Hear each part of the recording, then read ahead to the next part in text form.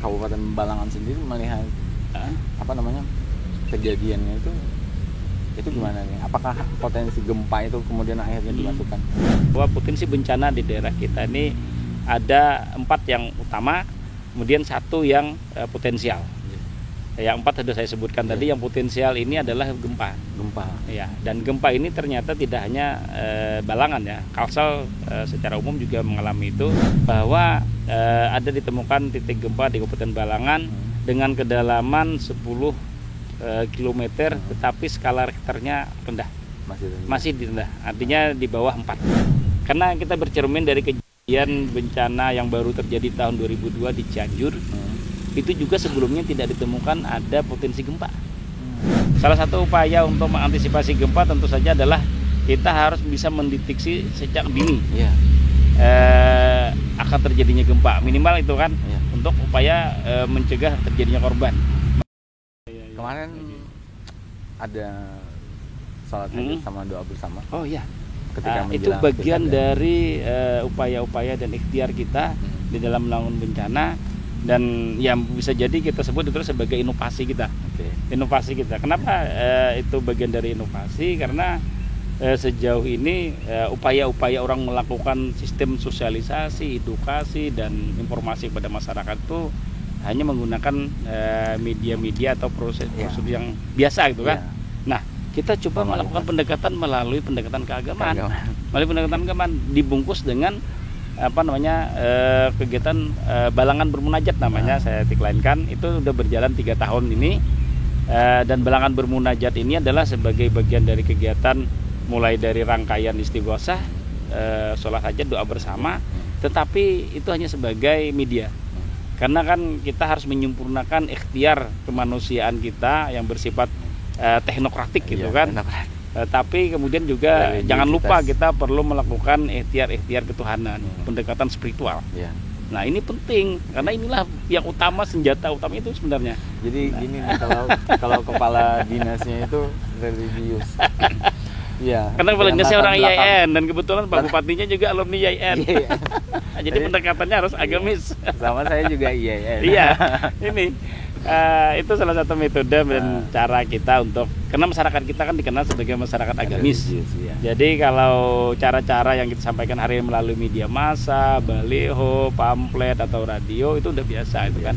Tetapi melalui pendekatan melalui tempat ibadah keagamaan ini yang mungkin tidak ada yang melakukan dan paham gitu kan, tapi ada sih, tapi belum tidak masif gitu kan. Nah, kalau kita Balangan kenapa dibilang inovasinya itu ada, karena satu, pelaksanaan ini BPBD kita melibatkan banyak unsur dari TNI Polri, kita undang, kemudian seluruh camat, lurah, kemudian instansi terkait dalam hal ini Kementerian Agama, bahkan Kementerian Agama kita dorong untuk mereka membuat sebuah surat edaran yang disampaikan kepada semua tempat ibadah Muslim untuk pada saat yang sama, di waktu yang sama, melakukan kegiatan yang sama, doa bersama, munajat di tempat ibadahnya, sehingga kita berasumsi bahwa pada waktu yang kita laksanakan itu yang terpusat di kabupaten adalah di Masjid Al-Akbar, biasa kita laksanakan, kemudian di seluruh Kabupaten Balangan di tempat-tempat ibadah juga melaksanakan doa bersama.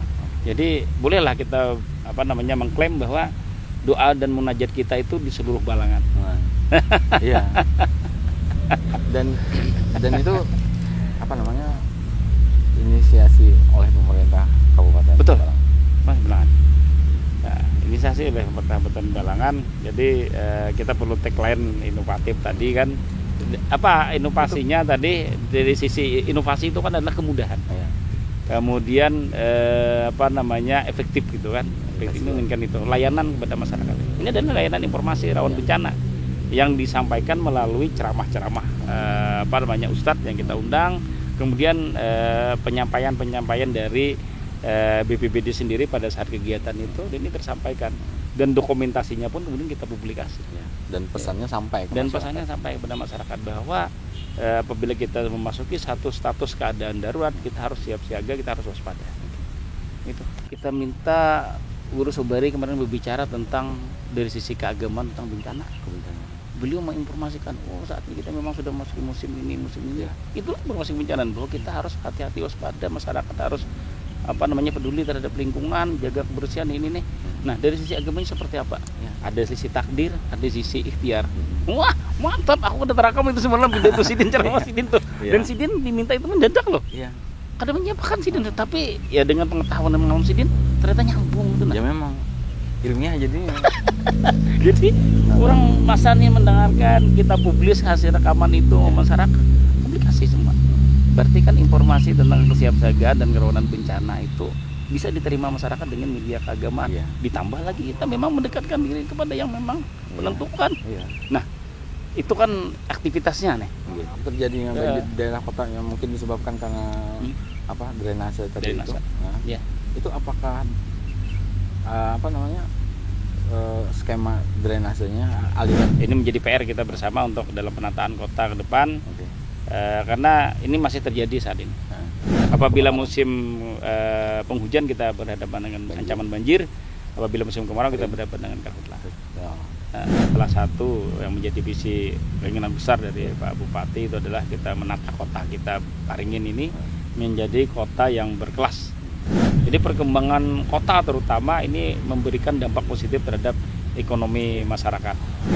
Apa yang ingin kita lakukan, kemudian apa yang kita harapkan. Nah, sejauh masyarakat memahami itu, kami yakin secara perlahan, secara bertahap masyarakat pun akan nanti mendukung.